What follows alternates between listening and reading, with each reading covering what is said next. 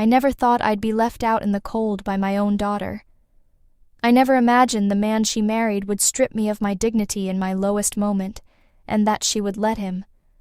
But what they didn't know was that life, in its own quiet, complicated way, had one last card for me to play. And when I played it, everything I thought I knew about myself, about love and about power, changed forever. My name is Margaret. I'm 58 years old, and until not long ago, I believed in something called unconditional love, especially when it came to family. I built my entire life around my husband and our daughter, Amanda. Every meal I cooked, every holiday I planned, every dollar I saved, it was all for them. They were my world, my anchor, my everything. When my husband passed from cancer last year, it felt like the floor vanished beneath me. Not just the floor, but the walls, the roof, the very air I breathed. Grief is a suffocating blanket, heavy and inescapable. But even through the haze of it, I told myself I still had Amanda. I still had my daughter. She would be my light in the darkness. The house my husband and I had built from scratch in Cedar Park, just north of Austin. I couldn't stay there. Too many memories whispered in the halls, too many nights waking up expecting to hear his voice calling from the kitchen. It wasn't a home anymore. It was a museum of a life gone by. So I sold it. Every brick, every memory, gone. Amanda and her husband, Chad, offered me a place to stay for a while. Or, more accurately, Amanda did. Chad barely looked up from his phone when I moved in. I arrived with just 2 suitcases, the distilled remnants of nearly 6 decades of life. I tried my best not to make waves. I kept to my small room in the back of their apartment, a tiny box that felt both temporary and increasingly permanent. I cooked when they let me, cleaned, offered to run errands. I was trying so hard to be helpful, trying even harder to stay out of the way. To be invisible, I suppose. But Chad had a way of making me feel unwanted without saying a word. His eyes always carried this irritation, like I was a splinter under his skin that he couldn't quite dig out. It started with the small things. He'd roll his eyes if I asked a question about the news. He'd change the TV channel when I was mid-show without a glance. Once I heard him mutter under his breath, "Freeloader," as he passed by me in the hall. I tried to convince myself I misheard, that my grief was making me paranoid. But deep down in that quiet, hurting place, I knew I hadn't. And Amanda? She said nothing. I'd look to her for backup, for a word of comfort, anything that said she saw me, that she still loved me, but she always played it down. "He's stressed," she'd say. "Work's been rough." I swallowed the shame, the hurt, the confusion, and stayed quiet. That's what mothers do, right? We absorb the pain, we make excuses, we stay silent for the sake of peace. But that night, that one night, it shattered me into a million pieces. We were at the dinner table. I had made chicken pot pie, one of Chad's favorites, hoping to thaw that icy glare he always seemed to have. Amanda was scrolling on her phone, lost in its blue light. Chad was sipping beer, his usual ritual. The silence in the room wasn't peaceful, it was heavy, suffocating. Then, out of nowhere, Chad looked up from his beer, his eyes fixed on me with that familiar, cold irritation. "You know," he said, his voice dripping with disdain, "maybe it's time we stop pretending this is temporary. We're not a charity." Amanda froze, her fingers hovering over the screen. I stared at him, my breath catching in my chest. "What do you mean?" I managed to ask, my voice barely a whisper. He smirked, a cruel, thin line on his face. "I mean, how long is this supposed to go on? You're not working. You're not contributing. We've got bills to pay. We didn't sign up for extra mouths to feed." My heart wasn't just pounding, it was a frantic drumbeat against my ribs. The blood rushed to my ears. I turned to Amanda, desperate, my eyes pleading. "Amanda." She wouldn't meet my eyes. She looked down at her phone again, her voice barely audible when she finally spoke. "Maybe it's best," she mumbled. "If you find something, more stable, for everyone's sake. For everyone's sake. I didn't scream. I didn't argue. There was nothing left to say, nothing left to beg for. The air went out of me. I simply stood up from the table, walked to my small room in the back, and began to pack. 2 suitcases. That's all I had left of my life. I didn't even cry while I packed. My hands moved automatically, folding clothes, zipping bags. The tears came later. They came when I stood outside their building, the wind biting through my thin coat, the concrete cold beneath my feet, and realized I had absolutely nowhere to go. Amanda didn't walk me out. Chad didn't even bother pretending to care. He didn't look up from his phone this time either. I sat on the curb for what felt like an hour. My phone battery was dead. My heart felt dead too. I remember thinking, this is what it feels like to be erased, to be disposable. That night I checked into a motel, the kind where the wallpaper peels like sunburnt skin, the carpet feels sticky underfoot, and the vending machine in the hall eats your change with a mechanical shrug. I lay awake in the narrow bed, staring at the water-stained ceiling, wondering how everything could turn so cold, so fast, wondering what I had possibly done to deserve this kind of abandonment from the one person I had given my life to. The next morning I sent Amanda a message, a simple one. I understand. I love you always. No reply. The next week I sent another, then another, little updates about my job search, attempts at small talk. Birthdays came and went. Silence. Just silence. 3 months passed. Each day felt longer than the last. I tried applying for jobs, anything that would give me purpose, a little money, a reason to get out of that room. But no one wanted to hire a grieving widow in her late 50s with no recent work history. I considered cleaning houses, babysitting, anything physical, but my body didn't move the way it used to. The grief, the stress, the lack of sleep. It had taken its toll. The loneliness was suffocating, and worse than that, the shame. I had given everything to that girl, everything. My youth, my energy, my dreams, and she had turned her back so easily.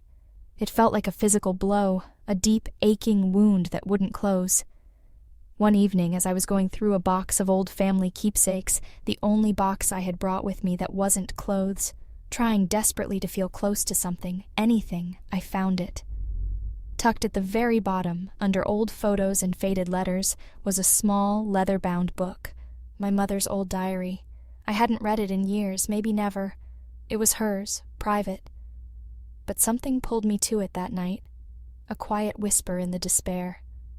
I sat on the edge of the lumpy motel bed, the lamp on the side table casting a weak yellow light, and opened the first page. Her handwriting hadn't changed from the little notes she used to slip into my lunchbox as a kid. Looped, neat, always in ink. At first it was ordinary stuff. Entries about the weather, church bake sales, complaints about grocery prices rising, mundane details of a simple life. But then I got to an entry dated one summer years before. He came again today, said he wished things were different, that he wished I could be his wife. But he has a family, a business, a name to protect. Margaret will never know. She must never know. I just pray one day she understands how much I loved her, even if she was born out of mistake and desire. My breath caught in my chest. I read it again, and again. She must never know. Who was he? What mistake? What desire? My hands were shaking as I flipped further, searching, entry after entry. Hints, veiled memories, meetings at hotels mentioned with a quiet desperation. Small cash payments she tried to refuse but admitted she needed desperately.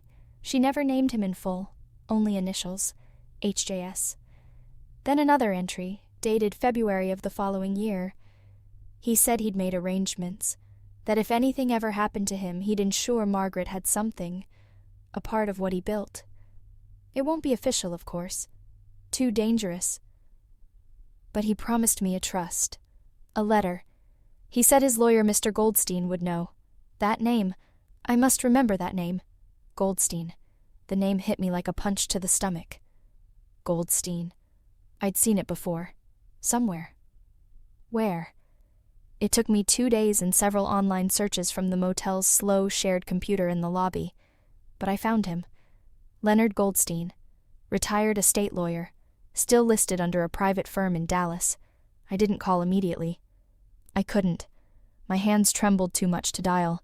Instead, I sent a letter. A real handwritten letter, pouring out my story, explaining who I was, who my mother was, and begging for a conversation. 2 weeks later, I received a call. The voice on the other end was old, gentle, tinged with a quiet sadness. I remember the way his voice cracked when I mentioned my mother's name. He knew her, not just professionally, personally. "I always wondered if you'd reach out someday, Margaret," he said softly. "There's something you need to see." I took a Greyhound bus to Dallas the next morning.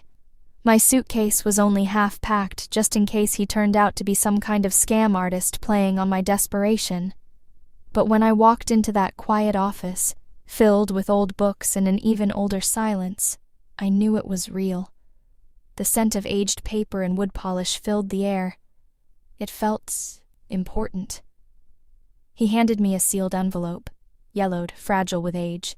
It was addressed to my daughter, Margaret Louise. The return address. Harold James Sterling, the founder of Sterling Energy, one of the biggest oil firms in Central Texas. A man I'd seen in newspaper clippings all my life.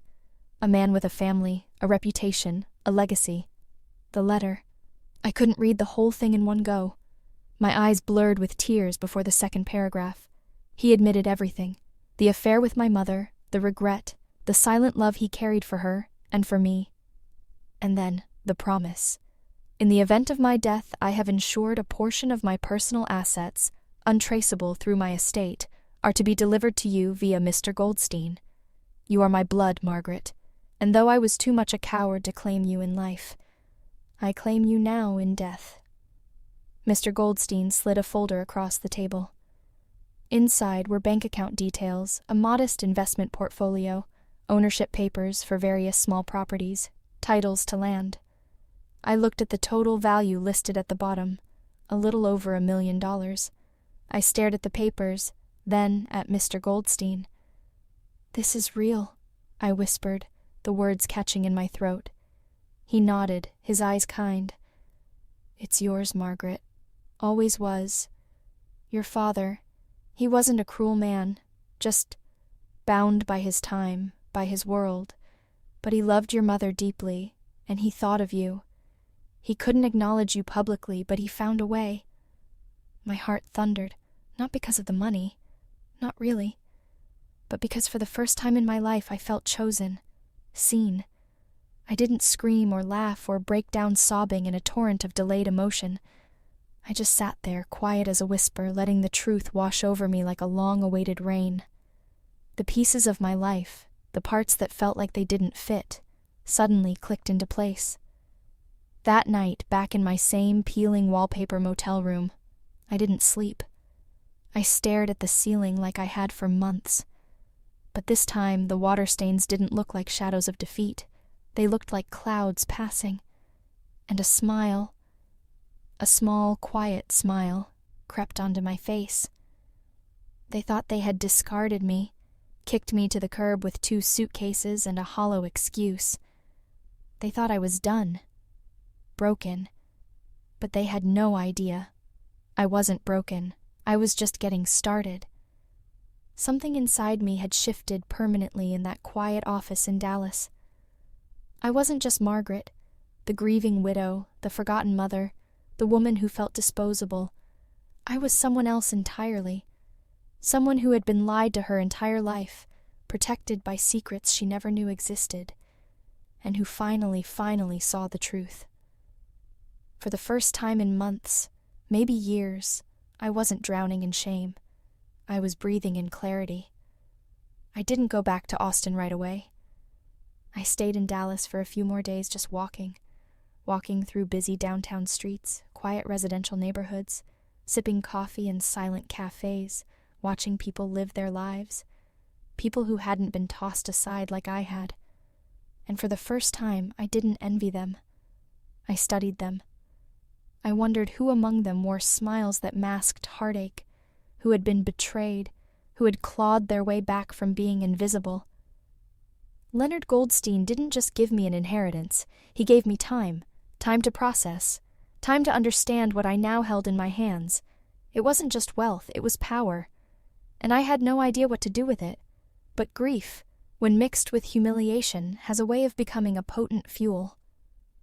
When I finally returned to Austin, I didn't go back to the motel, not ever again. I booked a short-term rental downtown just off South Congress.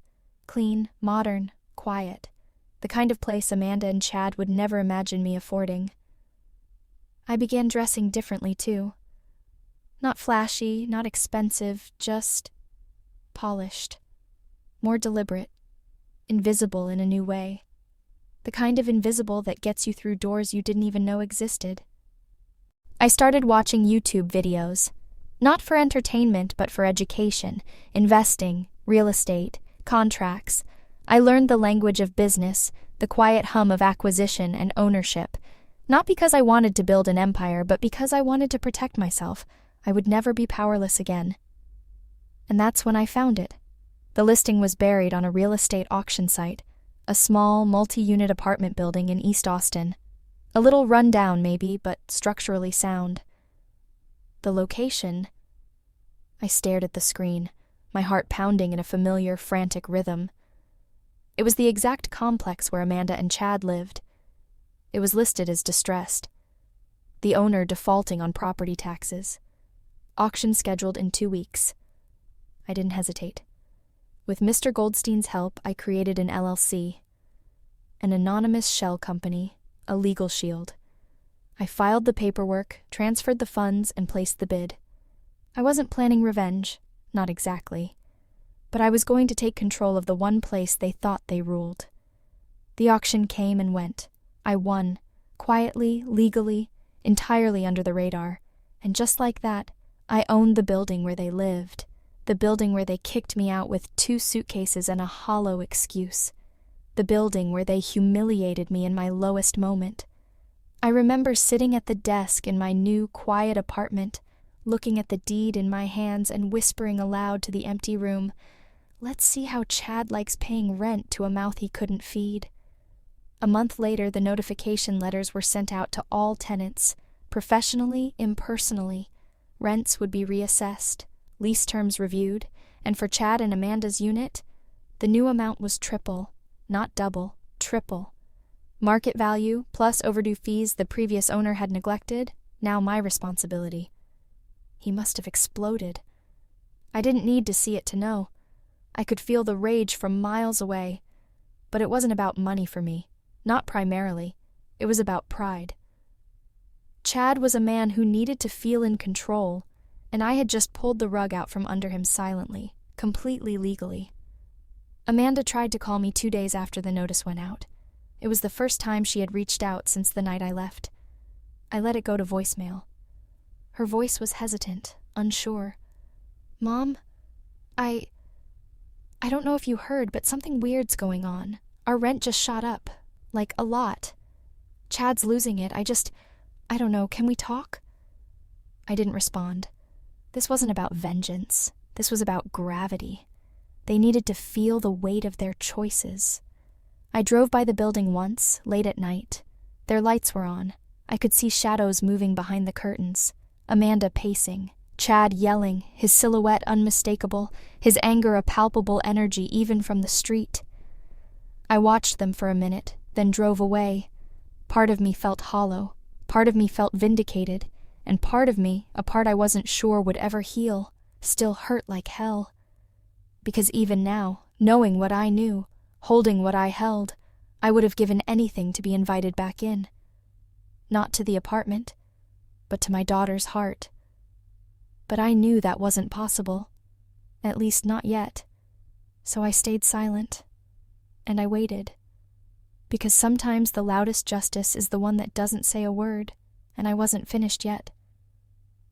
I didn't realize how much I had changed until I saw Amanda at the grocery store about 3 weeks after the rent increase took effect. She didn't see me.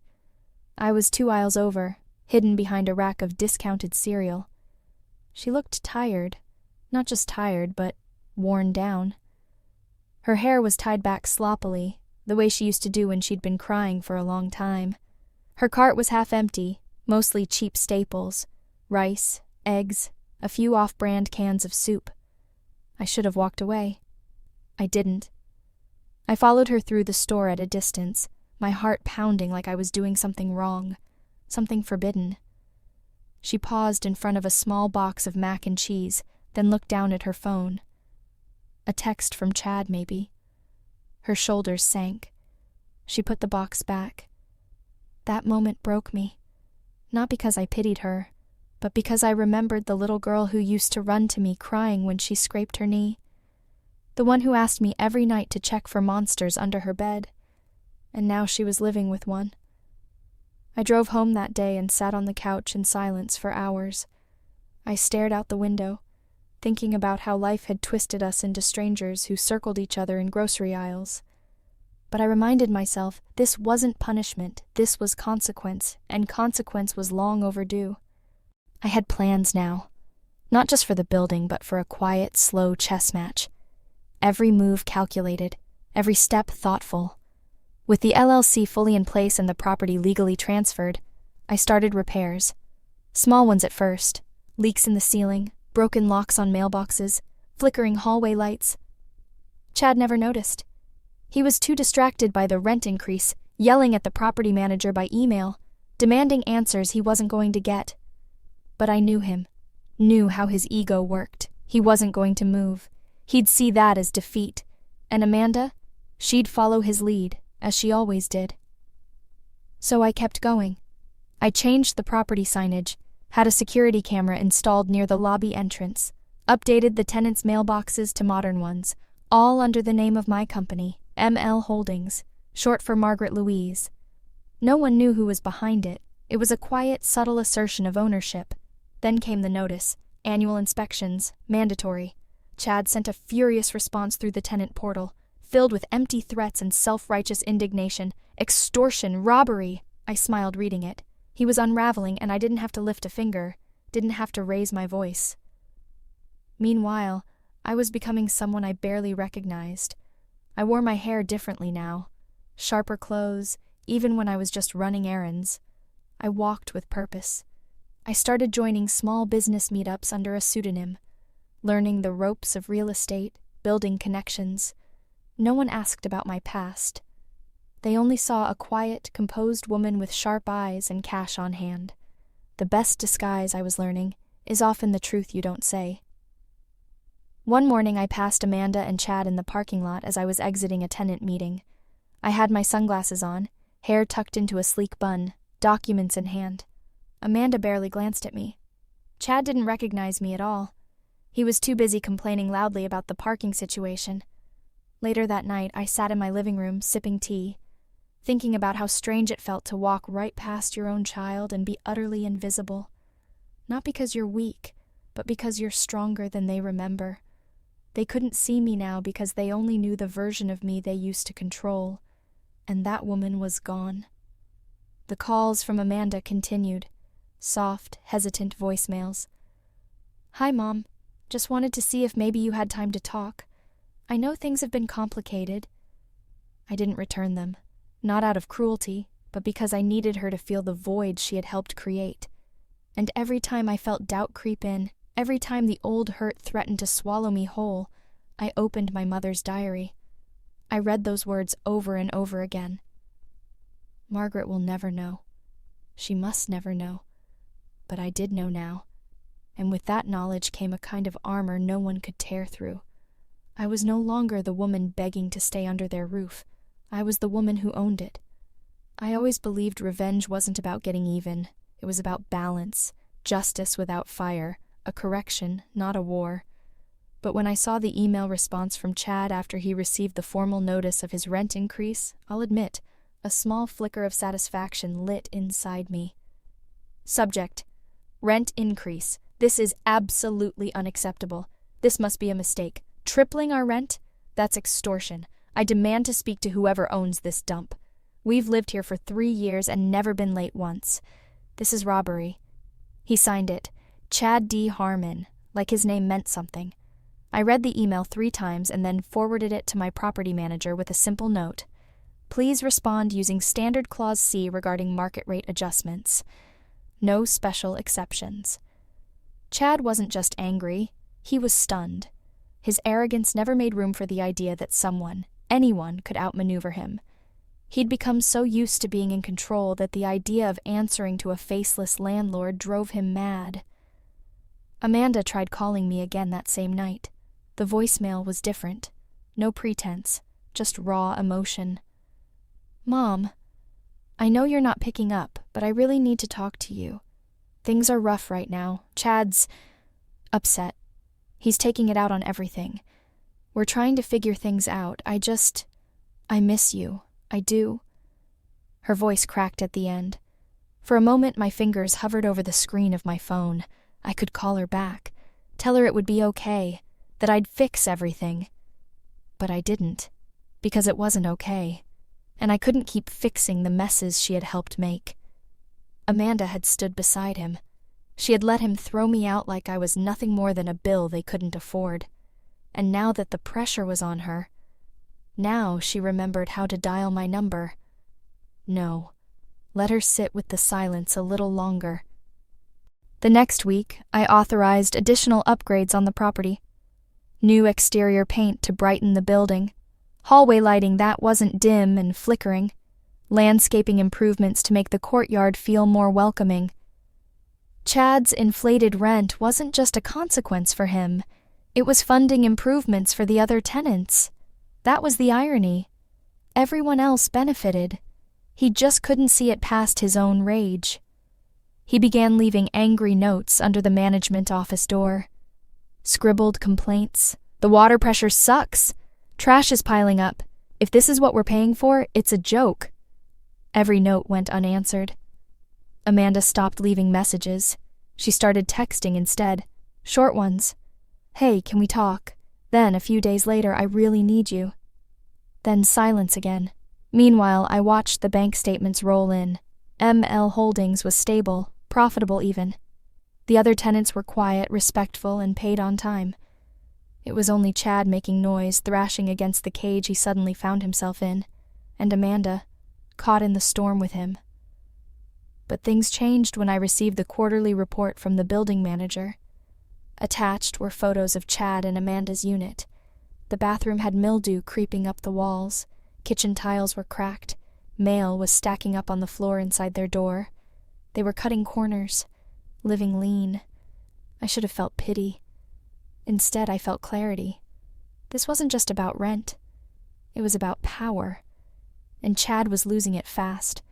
Word around the building was he'd started taking on extra hours at work, desperate to make the money. Amanda was seen crying on the back steps one afternoon by another tenant. They were unraveling from the inside out, and I didn't have to say a single word. That was the part I kept coming back to. For so long, I was the one begging to be heard, begging Amanda to see what Chad was, to see what she was becoming by standing beside him. Now they were choking on their own silence, and I was watching from above, literally. My new apartment overlooked their courtyard. Different building, higher floor, safer neighborhood, a view they could never afford. I didn't watch them all the time, just enough to remember that I wasn't crazy, that I hadn't imagined the betrayal, that what they did to me deserved consequences. And yet, despite all that, some nights I still found myself sitting by the window, holding my phone, staring at Amanda's last message. "I really need you." The woman inside me, the mother, she ached. But the woman I had become, she knew this was only the beginning. I always thought heartbreak came in loud moments, slamming doors, shouted words, public scenes. But the real heartbreak, it's quiet. It comes in the form of a voicemail you don't return, a message left unread, the silence between you and someone who once called you mommy. The calls from Amanda stopped entirely. The texts slowed, but the damage on her end only seemed to grow. From what I gathered through quiet conversations with the building staff and the property manager, the tension in their apartment had turned into open hostility. Chad was snipping at everyone, neighbors, staff, demanding unnecessary inspections, looking for someone to blame, something external to lash out against. Amanda, I was told, looked like she hadn't slept in days. I didn't rejoice in their misery. I didn't celebrate their pain. This wasn't about watching them suffer. It was about something far more painful to witness, watching the daughter I raised willingly stay in a cage and call it love. One afternoon, my property manager sent over a report after a noise complaint from a downstairs neighbor. She had heard a heated argument, shouting. Something about losing control. Something about, "This is all your fault." Chad had stormed out and didn't come back until the next morning. Amanda stayed locked inside the apartment the whole night. Lights off, curtains closed. I waited. Not for Chad. For her. It took 2 more days. 2 long, aching days. Then, just as the sun was dipping behind the trees one evening, casting long shadows across the courtyard, my building's intercom buzzed. "Hi, this is Amanda Harmon. I was wondering if my mom, lives here?" My heart stopped. I didn't answer right away. I just watched the small screen on the intercom frozen. Then, slowly, deliberately, I pressed the door release button. 10 minutes later, a soft, hesitant knock echoed at my apartment door. When I opened it, she stood there. Soaked from the sudden evening rain, a flimsy grocery bag clutched to her chest like it was the only thing keeping her upright. Her eyes were red and swollen. Her mouth opened, but nothing came out. She looked empty, like she had run out of words days ago. She looked like a shadow of the girl I raised. Pale, makeup smudged, wrinkles in her shirt. She looked 20 years older than she was. We stared at each other for a long moment. Neither of us spoke. Finally, she let out a breath, a sound tight with unshed tears. "Hi, Mom." I stepped aside. She walked in slowly, hesitantly, dripping water on the hardwood floor, like she wasn't sure she was allowed to be there. The room was silent except for the quiet clink of teacups as I prepared 2 mugs of chamomile tea. I didn't ask why she was there. I didn't ask how she was. I just handed her the warm mug, sat down across from her on the couch, and waited. "I don't know where to start," she said finally, her voice barely above a whisper. I said nothing. I waited. She looked down into her tea. He's not easy. He's angry all the time. Blames the rent. Blames me. Blames the dog next door, for God's sake. Still, I stayed silent, letting the space fill with everything unspoken. I thought I was doing the right thing, back then. Her voice trembled slightly. "When we asked you to leave." Asked? As if I had a choice. I wanted to keep the peace. I didn't want more conflict. Chad said... She paused, swallowing hard. "He said you'd never leave unless we pushed you, and God, Mom, I hate myself for agreeing." I took a slow sip of my tea. The warmth was a small comfort in the cold room. "I miss you," she whispered, looking up, her eyes brimming now. "But I don't know how to fix it." I studied her face. Every line of exhaustion, every flinch of pain. She was looking for something. Forgiveness, perhaps, but she was too afraid to ask for it directly. So I gave her the only thing I could in that moment. Silence. Because sometimes silence is safer than the truth. It allows the other person to find their own. We sat like that for nearly an hour. The only sounds were the quiet ticking of a clock and the gentle rain outside. She didn't ask for money. She didn't ask for help moving. She just wanted to be near me. And I let her. When she finally stood to leave, she set the mug down carefully on the coffee table. "I'm sorry," she said, her voice thick with tears. "For everything." I didn't say it back. Not yet. I just reached out and took her hand, holding it a little longer than she expected. She pulled away first, and then, with tears streaming down her face, she walked out the door. I didn't cry. Not then. But the second the door clicked shut, I sank back into my chair, holding the warmth of her teacup in my palms like a lifeline. She had come. She had looked me in the eye. And now I knew. The cracks were finally starting to show. The thing about power, real power, is that you never have to raise your voice to use it. You don't slam doors or shout threats. You just pull a string here, close a door there, and watch the ones who underestimated you start to squirm.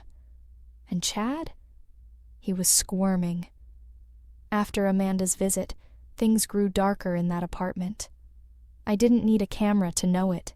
You can feel a house unraveling if you listen closely enough, if you pay attention to the energy it gives off. The maintenance team told me Chad had become unhinged, storming down to the management office twice a week, demanding to know who owned the building. He wanted names. He wanted a face. He wanted someone to blame for his sudden loss of control. The fact that he didn't have one. That made him spiral. He started digging. I knew he would. Chad wasn't the type to accept defeat quietly. I'd seen the way he used to search Amanda's phone when she took too long at the store. The way he checked her receipts, commented on how long she took to run errands. Possessive didn't even begin to cover it. So when he started poking around for the name behind ML Holdings, I was ready. He started by trying to look up the LLC, standard, but my lawyer had filed everything through a privacy trust. No names, no leads. Then came the phishing emails to my property manager, pretending to be a tenant, asking who owned the building, sloppy, desperate. He even called the county title office, pretending to be a lawyer representing another property in the complex. The clerk flagged it immediately and reported it straight to us. And when those routes failed, he turned inward, to Amanda. I don't know what happened exactly. The full details were obscured, but one of the neighbors called the management office and asked if someone could check on the Harmons. She said she heard glass breaking, raised voices, the kind of anger that doesn't just come from bills, it comes from fear. The maintenance man went up there. No one answered, but through the door he could hear Chad pacing, muttering, his voice low and furious, and Amanda crying. The silence afterward was heavier than the yelling. A few days later I received a strange envelope. No name on the outside, no return address. Inside a note, scrawled in angry, uneven handwriting I recognized instantly. I know what you're doing. You think you're clever, but you don't scare me. I'll find out who you are, and when I do, you'll regret it. No signature. But I knew who it was from. Chad wrote like he spoke, angry, uneven, pressing too hard on the paper, as if trying to leave a physical dent with his rage.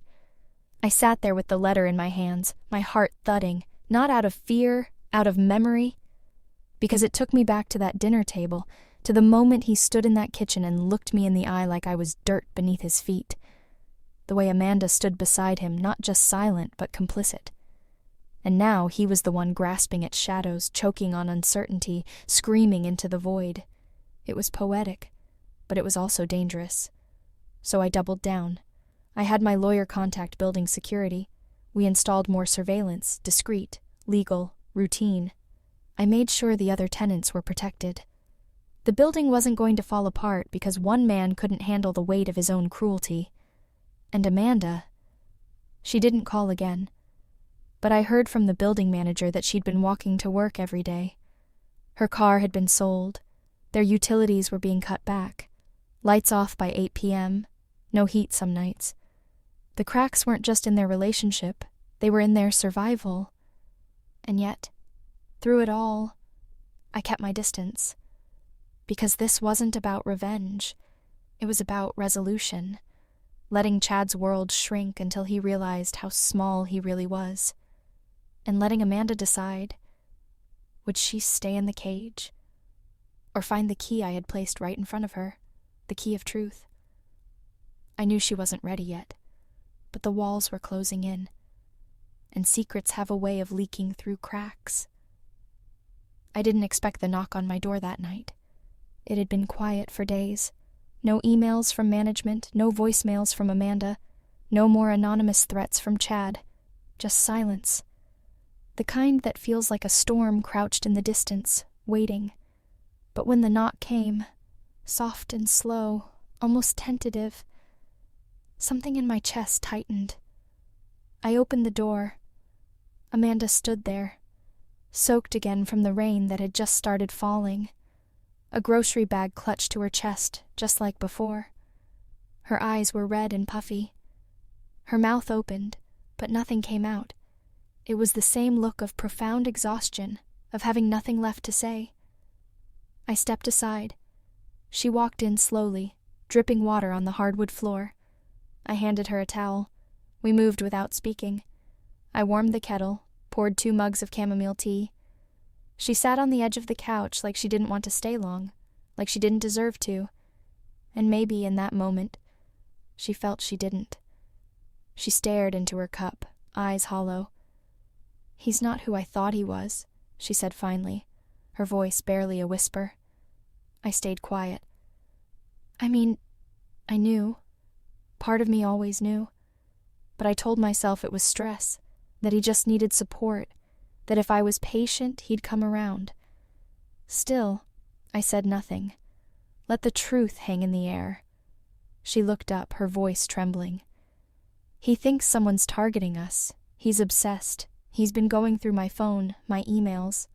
Last week he followed me to work, said he was making sure I wasn't involved, that I wasn't hiding something. If you were hiding something..." That caught my breath. "What did you tell him?" I asked softly. "I told him I hadn't spoken to you in weeks, that I didn't even know where you were." She paused, the lie heavy between us. But that was a lie. I met her eyes for the first time since she arrived, steady, unwavering. "I found your building listed in a security notice online," she continued, her voice gaining a shaky momentum. "Same management company as ours. I figured it out. It wasn't hard." Of course it wasn't. Amanda was smart, always had been. But smart doesn't always mean brave. And now she looked like someone who had finally opened her eyes to a blinding light and hated what she saw. I didn't speak. Not yet. "I miss you," she whispered again, tears welling up. "But I don't even know how to be around you anymore." My hand tightened around the warm mug.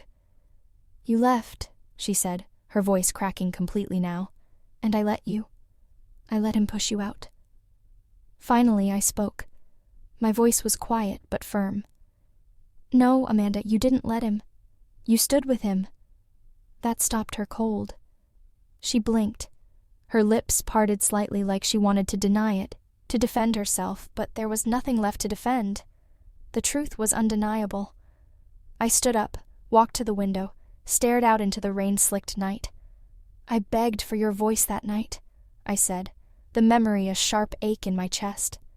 "Just one word, just one, and you stayed silent." Behind me, I heard her exhale, a quiet, broken sound. "I didn't think it would get this bad," she said, almost to herself. "I thought I could manage him." "You can't manage a man like that," I said softly, turning back to face her. "You survive him, or you leave him." She didn't respond. She didn't have to. We sat in silence for a long time. 2 women who shared blood but not trust. Not yet. Maybe never. When she finally stood to leave, she set the mug down carefully, her eyes rimmed with unshed tears. "I don't expect forgiveness," she said. "I just needed to remember what it felt like to be safe." I walked her to the door. She paused, her hand on the knob, then turned back suddenly and wrapped her arms around me. I didn't return the hug at first. My body was stiff with years of holding tension, of bracing for impact. Then I did, gently, cautiously, like someone trying to hold a fragile memory without letting it slip through their fingers. When she pulled back, she didn't say goodbye. She just looked at me one last time, a question in her eyes that I couldn't yet answer, and left. And as the door closed behind her, I felt something shift deep in my chest. Not forgiveness, not yet, but the faintest flicker of something that might one day grow into it, if she let it.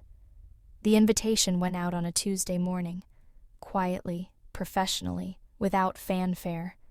Tenant meeting to discuss upcoming building renovations, scheduled in the common room the following week, mandatory attendance, questions welcome. I knew Chad would be there. I knew he wouldn't be able to resist. He wanted a name, a face, someone to point a finger at, someone to scream at. He had no idea he'd be walking right into the hands of the woman he had discarded like a broken appliance. The day of the meeting, I arrived early. I wore a charcoal gray blazer and dark jeans. Simple, elegant, unrecognizable. My hair, now cut shorter and styled in soft waves, brushed my shoulders. I looked nothing like the woman who once begged for a sliver of dignity at Amanda's kitchen table. The common room filled slowly. Tenants trickled in, some curious, others annoyed, most indifferent. And then came Chad. He stormed in with the swagger of a man expecting confrontation, already scanning the room, his jaw set. Amanda trailed behind him like a shadow, her face pale and drawn. He didn't look around, didn't notice me sitting near the back. He only saw the property manager setting up at the front and went straight to him. "Where is she?" he demanded, his voice loud, carrying across the room. "I want to speak to the person in charge today." The manager remained calm. "All questions will be addressed during the presentation, sir." Chad scoffed. Amanda looked down at her shoes. I sat near the back, silent, a quiet drum beat in my chest, waiting. The presentation began. Routine announcements, details of the upgrades, timelines, the new security system, the updated landscaping, the improved insulation, practical changes, smart decisions, all funded in part by the very rent Chad had so bitterly protested. Then the manager paused. He looked towards the back of the room. "We'd like to thank ML Holdings for their commitment to revitalizing the property and prioritizing tenant comfort. The owner is here today. Should anyone have questions?" I stood up, slowly, deliberately. The room turned, a wave of eyes washing over me. I walked slowly toward the front, calm, steady. Every step was a quiet assertion. Chad's face twisted in confusion, then disbelief. His mouth fell open. Amanda's head snapped up, her mouth parting in shock, her eyes wide. I reached the front, turned to face the room, took a deep breath. "Good evening," I said, my voice clear and steady. "My name is Margaret. I'm the owner of this building." You could hear a pin drop. Chad stood up so fast his chair scraped the floor, the sound screeching across the silent room. "You?" he bellowed, his face red with rage and disbelief. "This is a joke! What kind of game is this?" I looked at him, really looked at him for the first time without fear or shame. I saw the cracks he had tried to hide, the sweat behind his collar, the puffiness under his eyes from stress and lack of sleep, the panic blooming in his gaze. "No game, Chad," I said softly. My voice was quiet, but it carried the weight of everything. "Just business." He took a step forward, leaning towards me, his voice a low hiss. "You manipulated this. You've been behind this the whole time. You raised our rent. You're trying to ruin us." I held my ground. "I gave you a roof," I said, my voice unwavering. "I made improvements. I treated every tenant equally. What I didn't do was forget." He opened his mouth to speak again, ready to unleash another torrent of accusations, but I turned back to the group of tenants. "If anyone has questions about the changes or improvements, I'm happy to answer them after the meeting. Thank you." I stepped aside, allowing the manager to continue.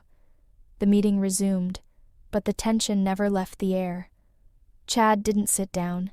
He just stood there, trembling with suppressed fury, watching me. Amanda sat with her hands clasped tightly in her lap, eyes wide and wet, staring straight ahead. When the meeting ended, tenants came to me, shaking hands, asking questions, thanking me for the upgrades. Some had suspected the new owner was deliberate. Most had no idea. Chad waited until the room had almost emptied. Then he marched towards me, his eyes blazing. "You think you've won?" he hissed, stopping just a few feet away. "But this is nothing. You've made an enemy, Margaret." I stared at him, my eyes level. "No, Chad," I said quietly. "I didn't make anything. You did. The day you looked me in the eye and treated me like I didn't matter." Amanda stepped between us. Her voice was quiet but firm. "Chad, stop." He turned to her, shocked. "What did you just—" "I said stop," she repeated, louder this time. She turned slightly, facing him fully. Her voice trembled, but there was a new strength in her posture. "She's not your enemy. She never was. You are." He looked at her like she'd struck him across the face, and in a way she had. Amanda turned to me, her face etched with pain and a dawning understanding. "Mom, I didn't know, I swear, about the building, the money, any of it." I nodded. "I know." "Why didn't you tell me?" she whispered, tears freely falling now. "Because you had to see it," I said. "Not just hear it." She blinked back the tears. Chad scoffed, stepping back, his face a mask of contempt. "You two deserve each other." "No," I said quietly, looking directly at Amanda. "She deserves better." Then I turned and walked away, leaving them standing there in the empty common room. And for the first time since that awful night in their kitchen, I felt something shift deep inside me. Not revenge, not satisfaction, but power, quiet, firm, and entirely mine. Amanda showed up at my door again 4 days later. This time she was holding something in her hands that made my knees buckle the second I saw it. A book, faded leather, corner torn, the spine barely holding together. My mother's diary. I opened the door without a word. She stepped in, eyes wide, her breath shaky. "I found it," she said, her voice hushed. "In my closet. The last time I visited you, you must have left it behind." She placed it on the coffee table, handling it like it was something sacred. And for me, it was. And she hesitated, looking down at the book. I read it. My heart stopped. "I wasn't trying to pry," she rushed to explain, wringing her hands. "But I recognized her handwriting. I was looking for something that made sense. Anything." Silence fell between us like a curtain, heavy, still. "I didn't know about Harold Sterling," she whispered, finally meeting my eyes. "Or the money, or the trust, or any of it." I nodded once, slowly. "I didn't know either. Not until I had nothing else to lose." Her voice broke completely. "Mom, why? Why didn't you tell me? Why did you let me believe you were helpless?" I looked her in the eye, and for once she didn't look away. "Because I was helpless," I said, my voice steady but low. "The night you closed the door on me, I didn't have a plan. I didn't have money. I didn't even have a place to cry where someone wouldn't knock on the wall and tell me to keep it down." Amanda winced, hearing the raw honesty in my words. "I found that diary at my lowest point," I continued. "When I was counting coins to eat dinner, when I hadn't spoken to anyone in a week. That diary, it didn't just tell me who my father was. It told me who my mother was. It reminded me that I mattered, that she didn't just love me. She fought for me, silently, without ever being able to show it. And that gave me something to hold on to." Amanda sat down beside the coffee table, her hands clenched in her lap. "I don't know how I became the kind of daughter who could do what I did," she said, the words tumbling out. "I keep asking myself that, Mom, over and over." I walked to the window, stared out at the street below, the quiet hum of life passing by. "You didn't become her all at once, Amanda," I said. "It was small choices, letting things slide, choosing peace over truth, believing love meant loyalty, even when it hurt you, even when it hurt others." She stood and walked toward me. Her voice was quiet, resolute.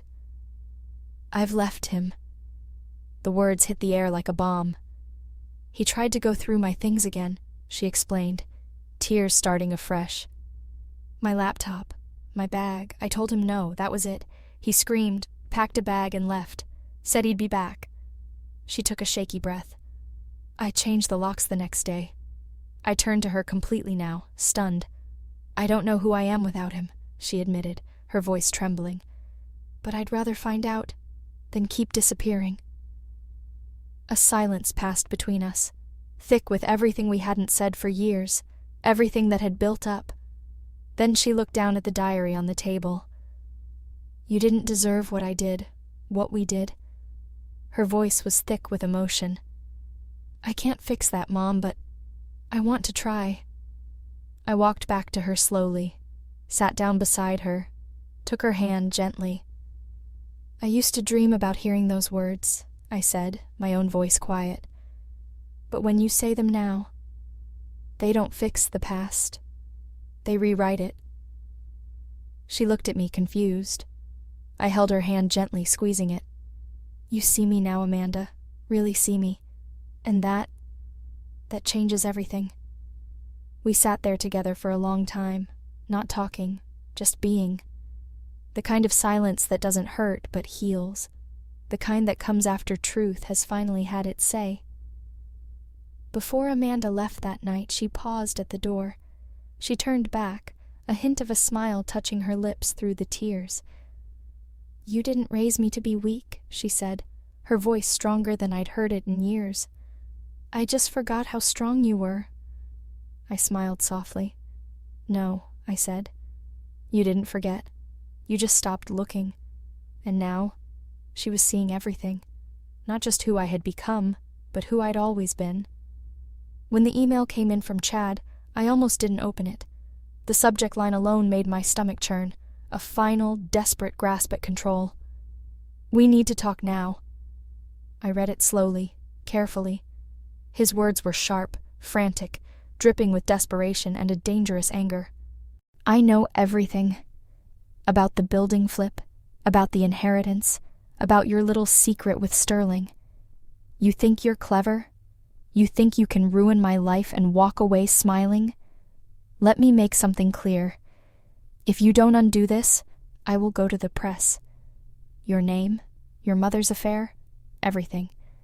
Let's see how your precious reputation holds up when everyone knows what kind of family you really come from." I stared at the screen in stunned silence. He had finally connected the dots.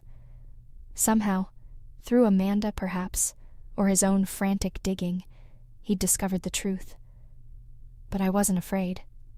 Not anymore. Because I had planned for this moment since the day I bought the building. I forwarded the email to my attorney. By the next morning, Chad received a cease and desist letter. In it were records of every threatening message he had sent to the property office, the falsified documents he tried to submit under a fake law firm name, the tampered emails we had quietly traced back to his IP address. There were tenant complaints, maintenance sabotage logs, and even audio clips of his rants from public spaces around the building. We didn't need to press criminal charges for everything. Just one defamation and harassment suit outlined with meticulous detail was enough. He panicked, and I knew it because Amanda called me 2 days later. "He's gone," she said, her voice shaky, exhausted. "Packed up while I was at work, left a note saying he was being hunted, said you ruined his life." "He ruined his own, Amanda," I said quietly. Amanda was silent for a moment, then her voice soft. "I'm sorry, again, for ever thinking he deserved my silence." "You were scared," I replied. "I've been there. Fear makes you small, but you don't have to stay that way." It wasn't long before Chad tried to retaliate publicly, posting vague rants on social media, implying corruption, betrayal, ruin. He never named names. He couldn't afford to. Not after the second letter from my attorney threatened immediate legal action for every word he published that could be tied back to me or the building. He went quiet after that, publicly at least. Privately, I knew he'd never forget the day he realized the woman he kicked out with 2 suitcases and a tired face now owned the roof over his head, the lease under his name, and the keys to every locked door he once slammed in mine. He was a ghost now. A footnote in a chapter he couldn't control. Amanda, on the other hand, was transforming. She moved out of the unit within a month, finding a small studio near her job. She started therapy, joined a community art class. She even painted something for me, an abstract of a phoenix in dark reds and golds rising from ash. I hung it above my fireplace. We talked more often now, not every day, but when we did, it was real, honest, no more pretending. The silence between us wasn't heavy anymore. It was comfortable, easy. The last piece of the puzzle came in a simple envelope addressed to ML Holdings. Another letter. This one from Mr. Goldstein. Congratulations, Margaret. The building has officially been transferred. The final tenants have signed new agreements. The lawsuit against Mr. Harmon has been resolved in your favor. You are now free to sell, hold, or restructure as you see fit. I folded the letter carefully, held it to my chest. This wasn't just about money or property or revenge. This was about truth, about reclaiming my name, my story, my strength. The next morning I called a realtor. I was ready to close the last chapter and open the door to a life I no longer had to simply survive. I could finally live it, on my terms. I sold the building in late spring. The final paperwork was signed on a bright, cloudless Tuesday. No fanfare, no ceremony. Just a quiet click of a pen, a firm handshake, and the weight of 3 years of grief, betrayal, and silence finally lifting off my shoulders. The money was wired to my account the next day. But I didn't celebrate, not in the way people might expect. Instead, I wrote a check, a large one. Half of the proceeds went to a local shelter for women and children in crisis. The kind of place I wish I had known existed the night I stood on that curb with 2 suitcases and no one to call. I asked them to build a wing named after my mother, the Eleanor House. It was my way of honoring the woman who gave me strength in silence, who hid a lifetime of secrets so that I could one day discover the truth and become something more than what the world expected. The other half, I used it to buy a small house. It wasn't extravagant, just a charming little 2-bedroom on the same street where I grew up in Cedar Park, oak trees out front, a porch swing, enough space for quiet, for healing, for growing tomatoes if I ever felt like trying. The day I moved in, Amanda helped carry boxes. She didn't say much, neither did I. But after we finished unpacking the last box, she sat beside me on the porch swing, legs tucked under her, her eyes scanning the street like she was trying to recognize the girl she used to be here. "I remember riding my bike on this street," she said softly, breaking the silence, "before everything got complicated." I nodded, looking out at the familiar houses, the old trees. "You were always safe here, Amanda." "I forgot how that felt," she whispered. "We didn't talk about Chad. We didn't need to. His chapter had closed without a dramatic ending. Just silence. He disappeared into a new city, a new job, probably a new lie, but not before signing a non-disclosure agreement and quietly dropping his threats. The last thing he wanted was another legal battle. Or worse, for the world to see the truth about him. Amanda stayed for dinner that night. We made grilled cheese sandwiches and tomato soup, just like we used to when she was little. She laughed when she burned one side of her sandwich. I laughed when she tried to blame the pan. It was the first real laughter we had shared in years. Easy, genuine, healing. That night, after she left, I stood at the window holding a cup of tea in both hands, watching the moonlight stretch across the front lawn, and for the first time in a long, long time, I said the words out loud. "I forgive you, not to Amanda, not to Chad, to myself, because that was the hardest part. Not rising from the ashes they tried to bury me in, but learning that I was never the fire they tried to extinguish. I was the spark they underestimated.